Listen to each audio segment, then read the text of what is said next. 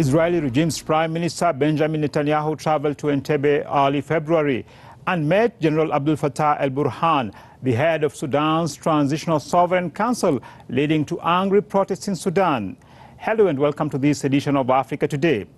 Today, we are discussing about Sudan's move to normalize ties with the Israeli regime despite massive opposition by Sudanese masses.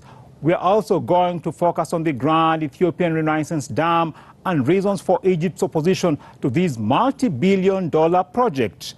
Thank you for joining us. I'm your host, Mubarak Kenya. Stay with us for more. Israel eyes Sudan. There is no doubt that normalization of ties with Israel will result in the transitional administration losing the support of the masses in Sudan. The Forces of Freedom and Change, a coalition of opposition groups that has struck a 3-year power-sharing deal with the military, condemned al-Burhan's secret meeting. The meeting came 2 days after the Arab League, of which Sudan is a member, joined Palestinians in rejecting U.S. President Donald Trump's so-called deal of the century.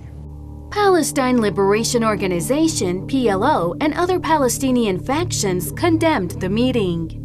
Saeb Erekat, PLO Secretary General, said the meeting amounts to a stab in the Palestinians' back.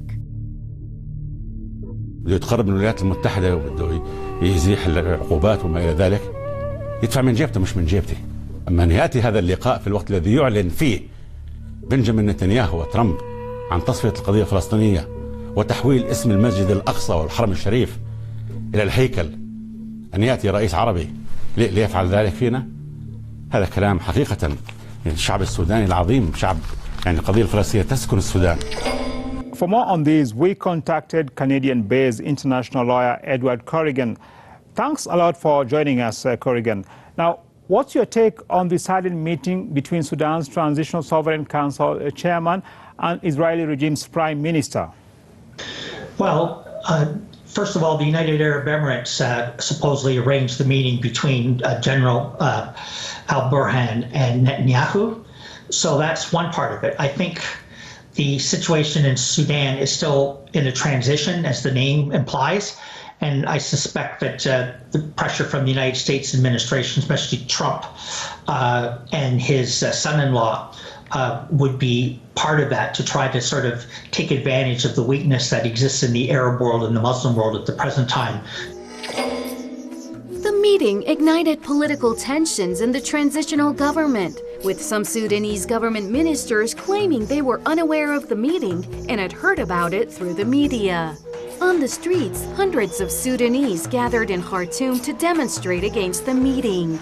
والحديث عن تطبيع العلاقات ما بين السودان وإسرائيل هذا أمر يعني جديد وغريب على المجتمع السوداني، لأن هذا الأمر أمر قضي بليل ولم تتم فيه المشاورة لا في الوسط الأصغر، لا مجلس الوزراء ولا مجلس السيادة، ولم يستشر فيه الشعب. بعد ذلك التطبيع ده السودان من بدري يعني كان واقف مع القضية الفلسطينية وكده، فما عارفين الجد شنو يعني بالضبط.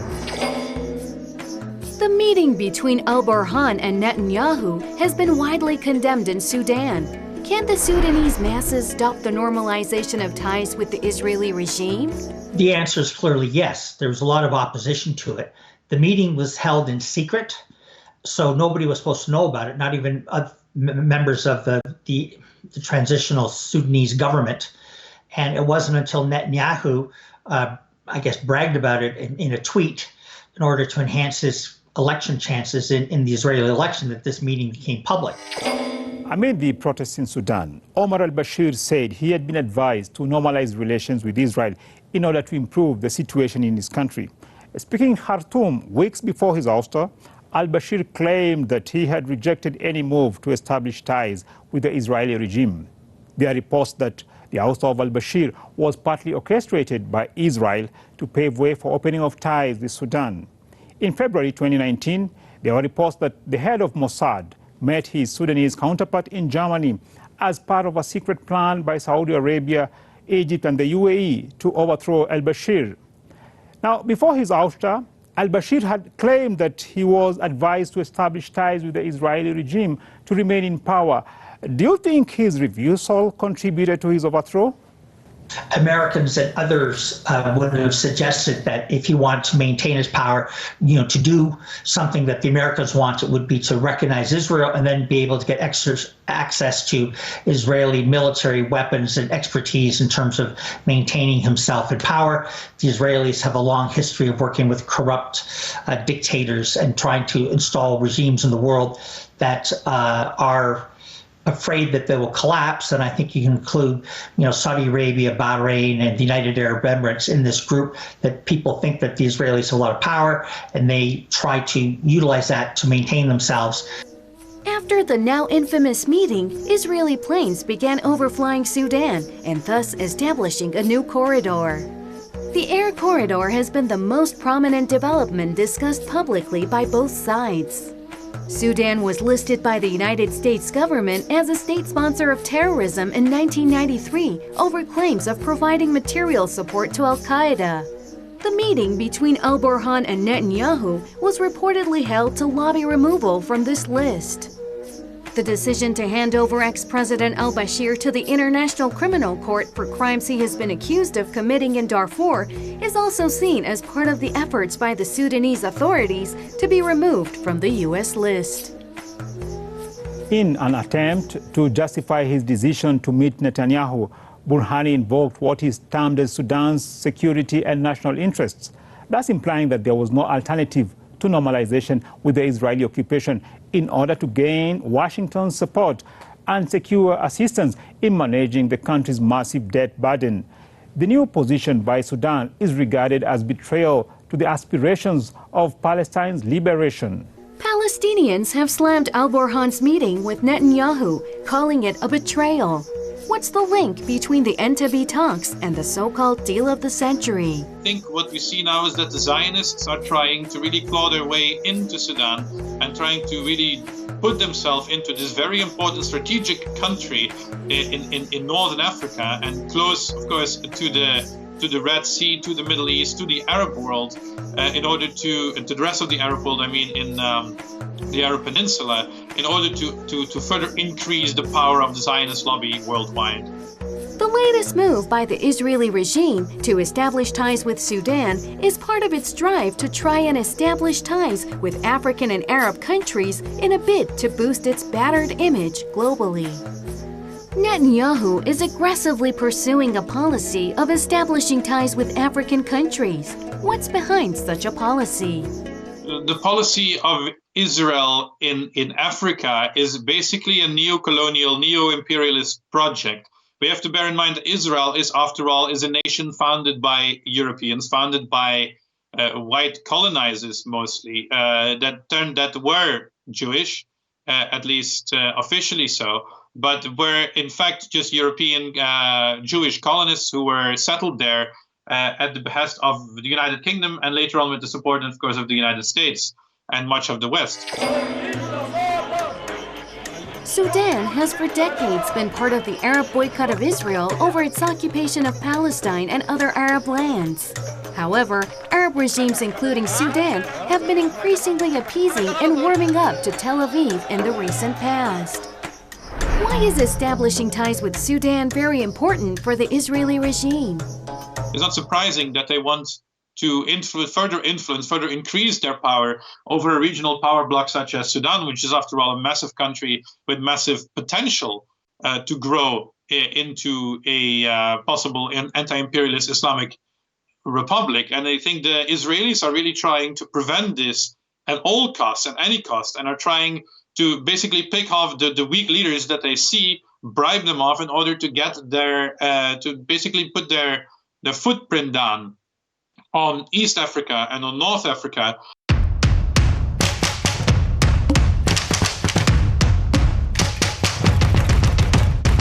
And in this segment of our program, my colleague Sheila Lima will be presenting you with news and events from across Africa. What do you have today, Sheila? Thank you, Henia. Hello and welcome to this part of the program. It's Sheila Nelima bringing you news from Africa. In the spirit of mediation, the Economic Community of West African States, ECOWAS, held a high-level ministerial meeting to assess the situation of the closure of land borders of Nigeria to goods. The aim of the meeting was to reach an amicable solution that would enable reopening of the border. It was highlighted that the free movement of people and goods is the foundation of any regional integration process, and thus the situation that has lasted over 6 months must be dealt with. Recommendations are still under consideration by the affected nations. Still on border closure, the Uganda-Rwanda dispute talks reached at 6 conditions that would lead to the end of their hostilities. According to both governments, the conditions are verifying the number and the status of national detainees in each other prisons, protecting and respecting the human rights of nationals of either country, finalizing the extradition treaty, and explanation on the specific issues raised by the Rwandan government. When the conditions are met, the two governments are expected to normalize relations. In wildlife and conservation, a report on the biological conservation latest issue indicates that the number of wild herbivore species decreases at the increase of livestock numbers.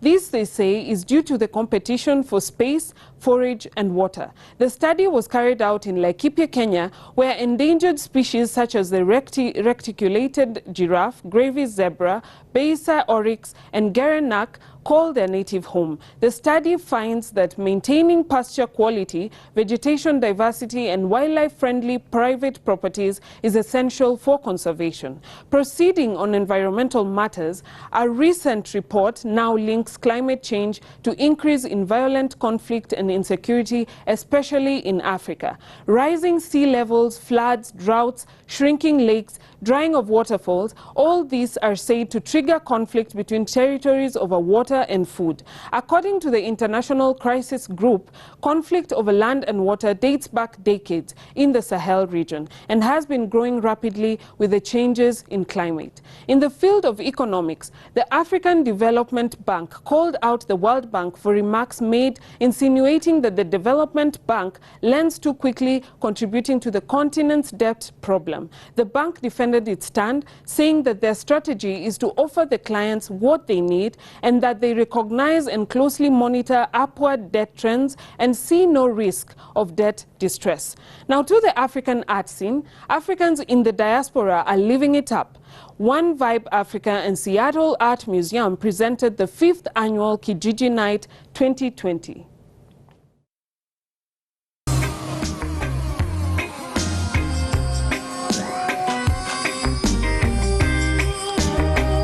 Kijiji, meaning village in Swahili, brought the spirit of an African village to Seattle. The evening featured performances by musical artists, fashion shows and authentic African food. Original paintings and merchandise were open for display and purchase. That's all for this part. Visit our social media pages on Instagram and Twitter to share your views and comments about the program.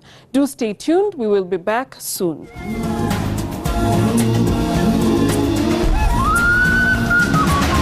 Renaissance Dam dispute.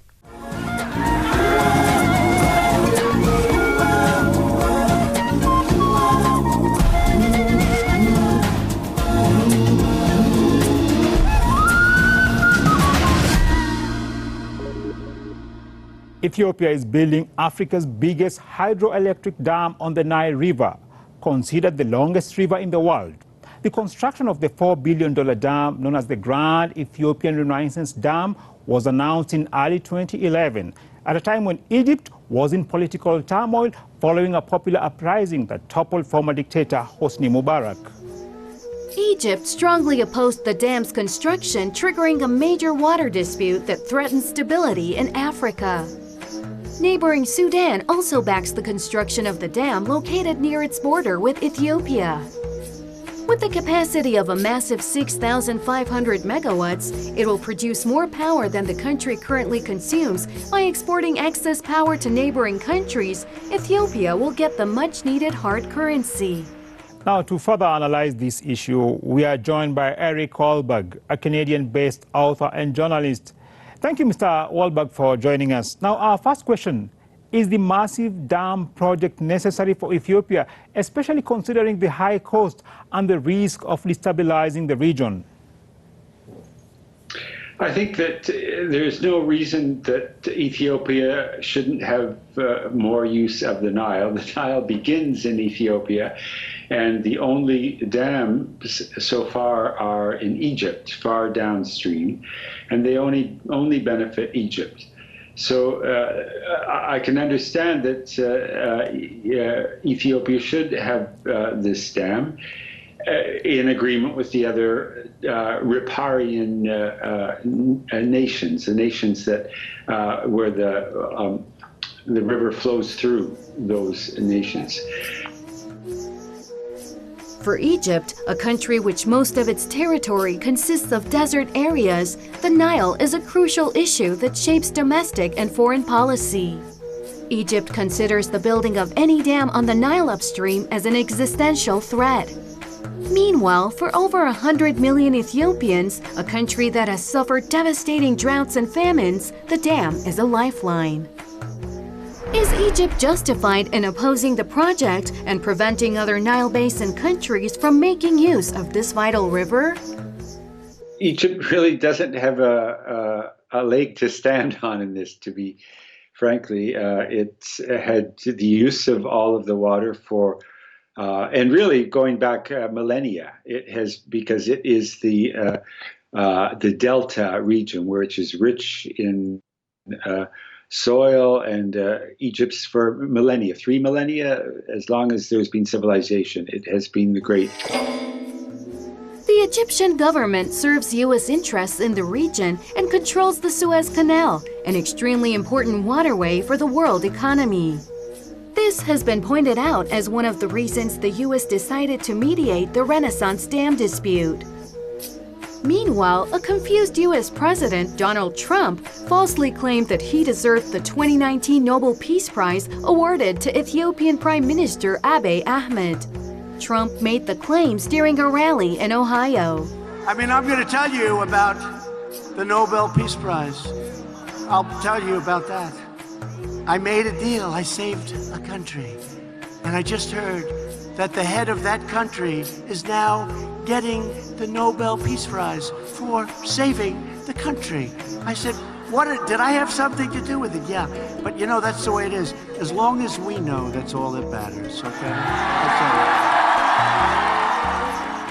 all. Ethiopian Prime Minister Abiy Ahmed Ali responded to Trump's outburst. To be honest, I don't have any clue about the criteria, how the Nobel Committee select an individual for the prize. So the issue of President Trump must go to the Nobel Prize Committee.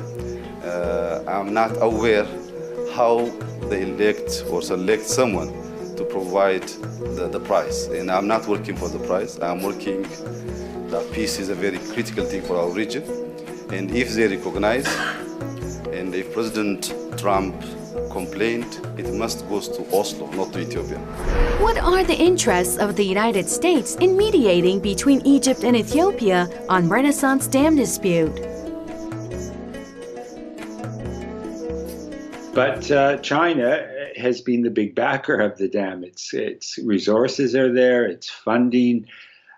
It sees this as a power move. So the U.S. is getting in at this late stage, really more as a ploy against China, I would say. The African Union had attempted to mediate the dispute between Ethiopia, Egypt, and also Sudan over the dam, but these efforts have clearly not succeeded. Ethiopian Prime Minister Abiy Ahmed had urged South African President Cyril Ramaphosa to help mediate talks in the stalemate over the dam project. Thank you very much. On the issue of dam, Ethiopia always believes in win-win approach with Egypt and the Sudan, and we're following the same track. And the current request for President Ramaphosa, as he is a good friend for both Ethiopia and Egypt, also as incoming AU chair, he can make a discussion between both parties so as to solve the issue peacefully, because peace is a foundation for everything here in Africa. Without having peace, we can't realize our vision of development and growth. And he is championing worldwide on this issue. That's why we're requesting as a brother and as a friendly country to negotiate between Ethiopia and Egypt as well as Sudan. I am sure he will play a significant role on bringing us on win-win solution. The issue of the dam, the Renaissance Dam, clearly is a matter that needs to be discussed between Ethiopia and Egypt. And what is pleasing, as far as I'm concerned, is that both countries are willing to discuss this matter and find solutions. These three countries went to Washington after the African Union apparently failed to help resolve the dispute. Initially, the African Union was supposed to mediate the Renaissance Dam dispute, but apparently failed in its efforts. Is this a blow to the African solutions to African problems slogan? I think that there's still hope, because this really should be decided by the African Union, not by the U.S. or Israel, which has been perhaps playing a role in the background. So I'm still hoping that this will be solved within Africa. Amid this Renaissance Dam crisis, Israeli military firms have reportedly installed a missile system at the Ethiopian dam in a move that is seen as escalating tensions in the region. This is while a UN report has stated that Israeli regime's weapons are fueling conflicts and atrocities in Africa. The Israeli regime is fishing in troubled waters by selling weapons to be used by the Ethiopian military in any future armed conflict over the dam. What is Tel Aviv pursuing in this dispute? Well, for one thing, it's pure monetary. Israel loves to sell arms. It always will. It'll sell arms to both sides. It's the mother courage syndrome. You like wars because you can sell arms to both sides and make a profit. So that's where Israel's position. It's very cynical. Israel is sitting back and watching. That would create a real problem. That would create instability. The first agreement on the use of River Nile was made between Britain as the colonial power in Eastern Africa and Egypt in 1929, and another one in 1959. The agreements favored Egypt over other riparian countries, mainly because the Egyptian-run Suez Canal was vital for British imperial ambitions. The British riparian colonies, Sudan, Uganda, Kenya, and Tanganyika, now Tanzania, as well as Ethiopia, had no say on the colonial agreement between Britain and Egypt on the use of River Nile. Faced with an estimated population of over 483 million, most countries on the Nile Basin are under pressure to access this water. Nile Basin countries are demanding a review of an abusive agreement drawn by Britain during the colonial days that favors Egypt and dispossesses sub-Saharan African countries of their rights to use the Nile waters. What's your take on this stance? But this new dam, the Renaissance Dam, the Ethiopian, this is in a way making up for some of this colonial legacy. So that is, that's why I support it. I think that it is good to share the bounties of the Nile using modern technology. These massive dams, if they're built reasonably carefully, can provide great benefits. And that wraps up this edition of Africa Today, a program which gives an in-depth analysis on news and events from Africa, the rising continent. From me, Mubarak Kenya, and my team, it's goodbye.